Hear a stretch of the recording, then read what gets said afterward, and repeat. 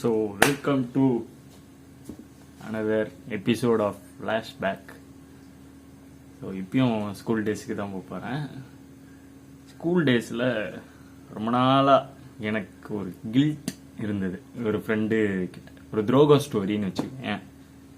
ஆனால் துரோகம் பண்ணதே நான் தான். கரெக்டாக 7th 8th கரெக்டாக தெரியல, 7th 8th அந்த மாதிரி டைம் தான்.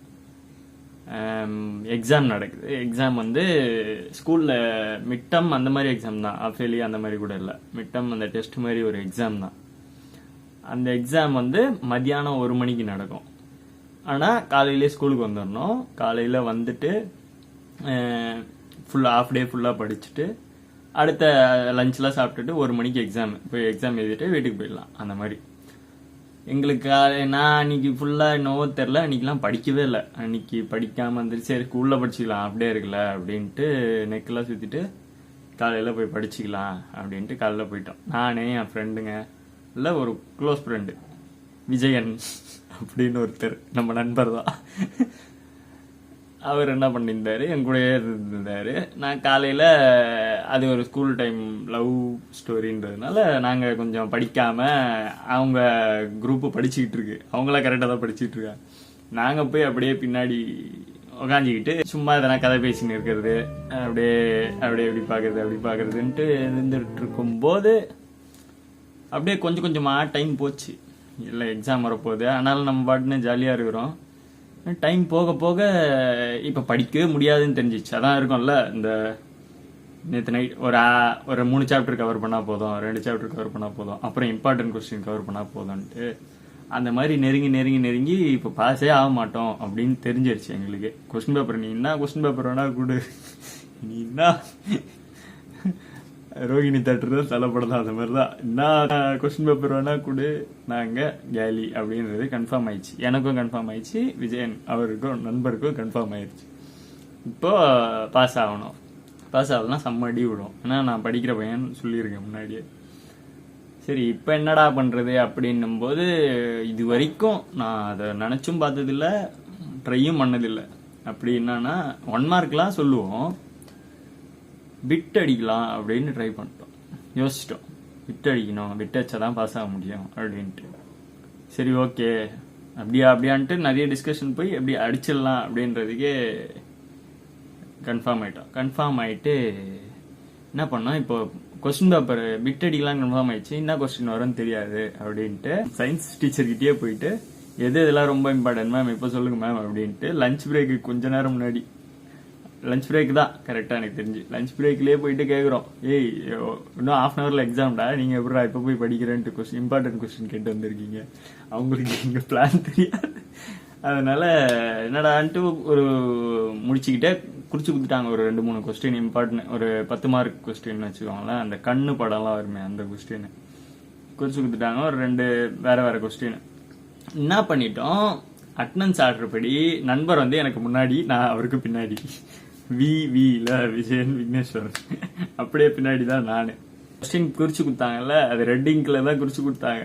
அந்த ரெட்டிங்கோட அந்த பேப்பரை கிழிச்சிட்டோம்.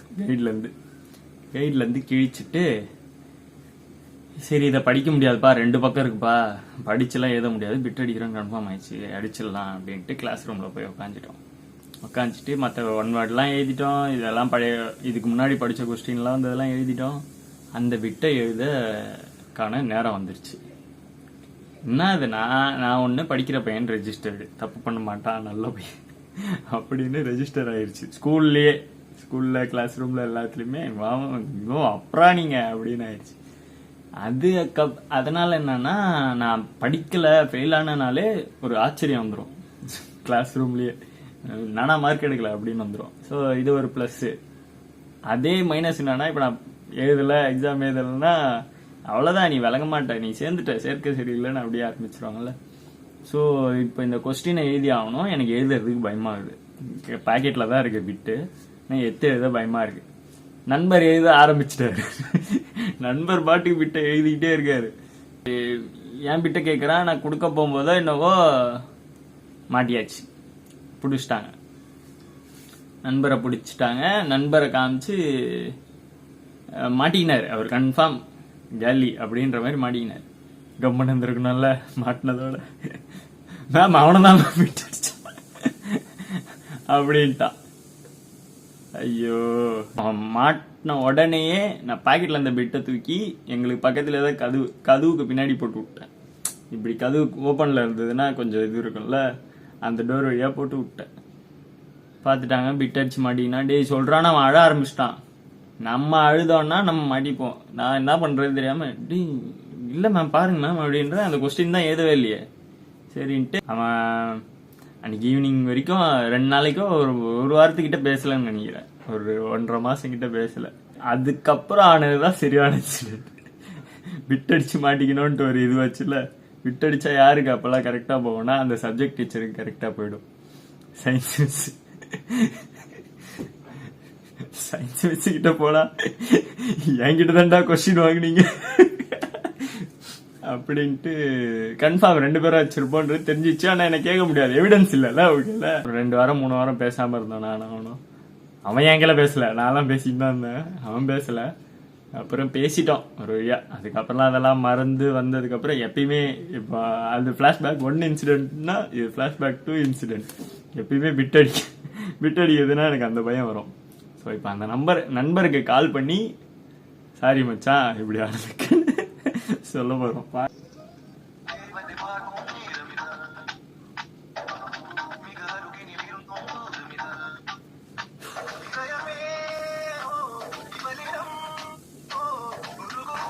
உருகுண்டா உருகும்.